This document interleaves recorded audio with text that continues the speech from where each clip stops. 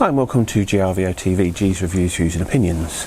This video is a two or threefold video really. One, I'm recording in 4K in a cine-like D profile on the Panasonic Lumix G7, and I'm having to use a little converter on my mic jack, which is a bit awkward because it's a straight converter and it sort of senses a bit of movement, so I've then put a little elbow on so the lead runs down, but it seems to be working okay.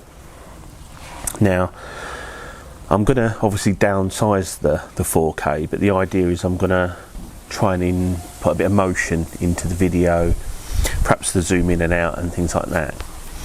The main obviously reason for the video is a preview, and again, if you don't like previews because you know you're going to give a thumbs down because I don't own the camera, then don't watch the video. That's all I will say. I do get a lot of comments about that. How can you preview something you haven't got? I can do what I like, and I've got a lot of experience in especially this kind of camera that I'm previewing, and these help me decide whether or not I'm going to buy the camera, because I get comments, other people say, oh yeah, I've got that and I have this problem with it, etc, etc. So that's my format now. I'm going to do a preview, an unboxing, an initial review, and then a long-term review, and I think that works quite well. So the camera in question, because I've sold my GH3, which is technically my partner's, but I do use it, sold the GH3, and I've been looking at the Panasonic G7, and there's a couple of good reasons for that. One is the GH3's been superseded by the GH4. I'm convinced that a GH, I think they'll probably call it a 6, maybe a GH6 is coming soon, and I suspect it'll have the same sensor as the GX8 with the image stabilisation built in, and but with all the GH4 video features. So you know that's going to be a great camera, but you know essentially the GH3 is one, maybe you know 2 generations out of date now, and I like to try and keep up best we can.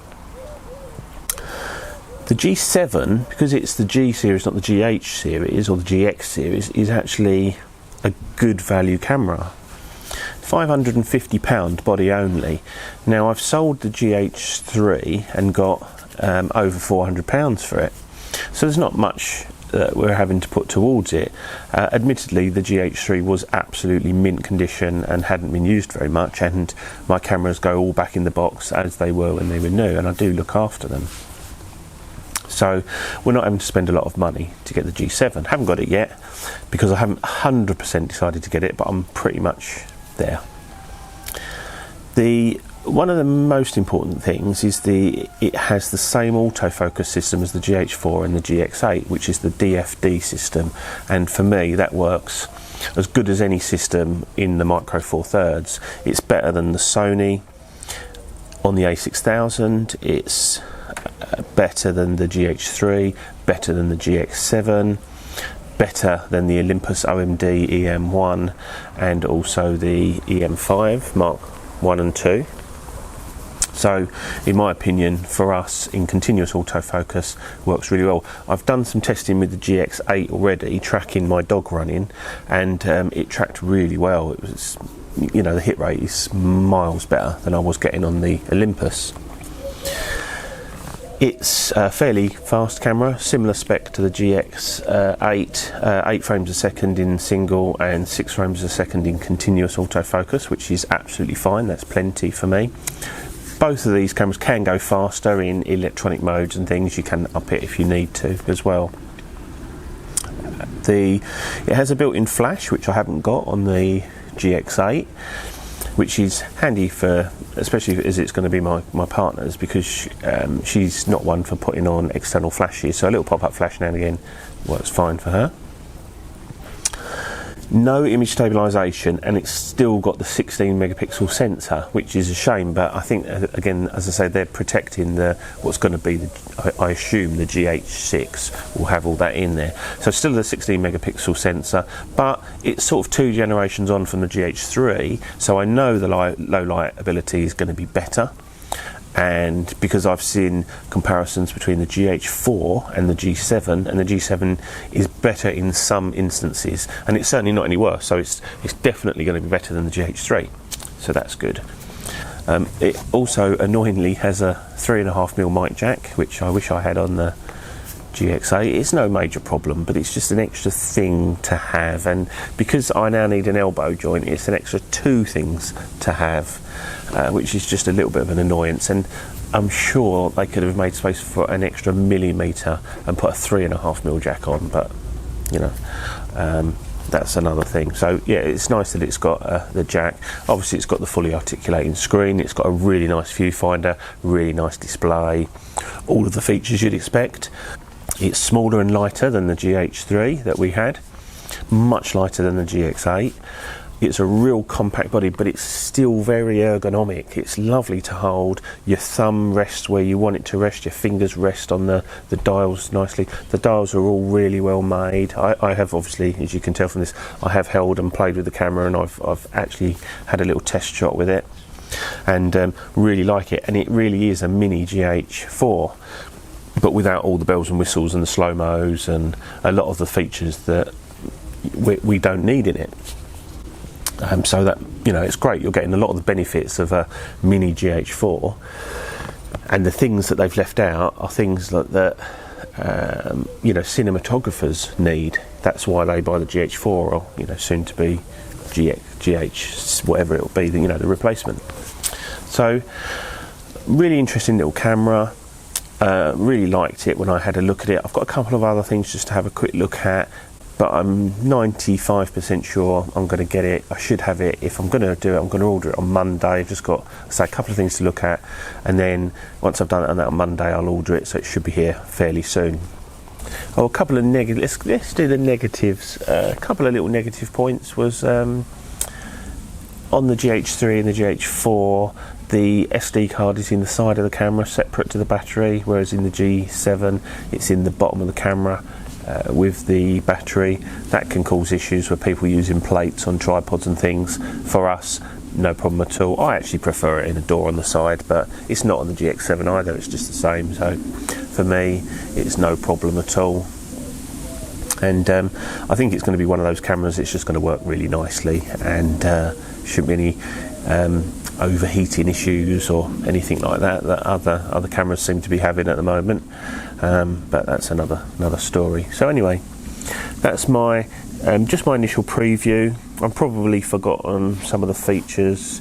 Oh yes, I have forgotten one of the most important features. The one of the things that we really like about the GX8 is the 4K, not necessarily for the 4K video, but for the 4K photo burst mode, where you take a video, but you're not going to use it as a video. You're only taking it purely to pick the exact still image out. So you end up shooting at, you know, 30 frames a second, which is pretty much faster than any camera can take stills, but you get an 8 megapixel still from it. So you get a usable image, which has not really been done before. And the way they've integrated it into the camera with its own mode, and the way you scroll through the images, it's very quick and easy. It's got a really fast processor, like the GX8. They're putting really quick, powerful processors in, so that when you're scrolling through images, it's not like waiting for the next image to load. It's just like scroll through, pick your image, save it as a photo, done. You know, send that off to your smartphone, straight onto the internet. Bob's your uncle. And talking of straight from the phone to the internet, I'm just going to go over very quickly RAW versus JPEG. At the moment I shoot JPEG because I am not getting any benefit from the RAW files, because I can still pull shadow details from a JPEG. There's enough information there if you're not too far off on your exposure, and the time saving in not editing every photo is fantastic. And I watched a great video the other day of a wedding photographer who shoots JPEG, and he said it's because I give my photos the next day to the person and doesn't edit them. And I thought, oh, that's dodgy, but it makes sense. You've got a real fast workflow. Why sit there for hours, you know, doing I'm increasing the saturation, the contrast and the sharpness on every single photo. Even if you batch do it, you still have to tweak them individually. Why not do it on the JPEG in the camera? It's so much easier now, and you're getting so much more dynamic range and detail. Yes, 5 years ago, when you were shooting maybe, I don't know, 6 megapixel, 7, 8, 10 megapixel images that didn't have the dynamic range and the information that we're getting in the JPEGs now, I could understand it. So you wanted to pull as much detail as possible. The JPEGs now, I can't see anything wrong with them. And that's going to be the same with the G7. I see no issues with it at all. My other half doesn't shoot RAW. She, why would she? She takes them off of the camera, Wi-Fi's them, or puts them straight onto her iPad and then onto the internet. She prints them. She does canvases. Never shoots RAW, so no problems there. Anyway, I sort of digressed there. So anyway, this has been GRVO TV, G's Reviews, Views and Opinions. Just my preview on the Panasonic Lumix G7, and watch this space, because I reckon in a few days' time I should have an unboxing. Cheers, bye.